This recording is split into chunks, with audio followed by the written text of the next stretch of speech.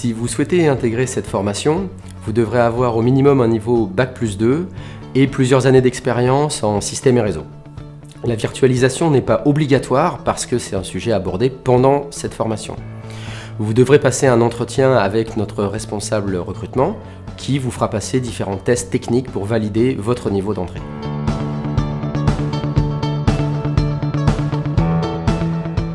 L'objectif de cette formation est de passer 5 certifications Microsoft qui vous permettent d'obtenir un statut qui est très demandé dans le monde de l'entreprise, c'est-à-dire le statut MCSE, Microsoft Certified System Engineer.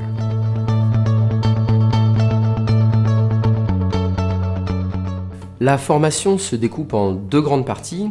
La première grande partie va être tous les cours qui correspondent à l'obtention des 5 certifications MCSE.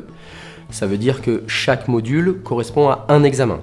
Donc dans le premier, vous allez avoir tout ce qui va concerner l'administration de base des systèmes, où on verra Active Directory, tout ce qui va être les GPO, la gestion des utilisateurs, etc.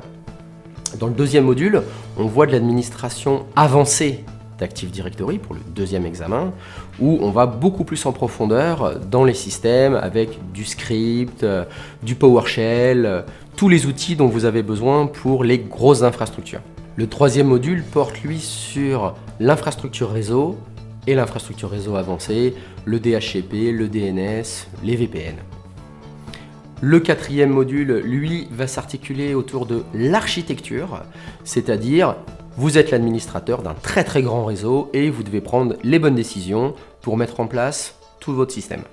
Le dernier module, lui, concerne toute l'architecture uniquement du réseau pour les très grandes infrastructures.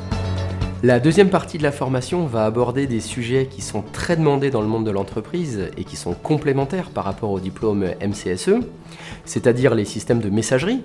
On verra Exchange par exemple.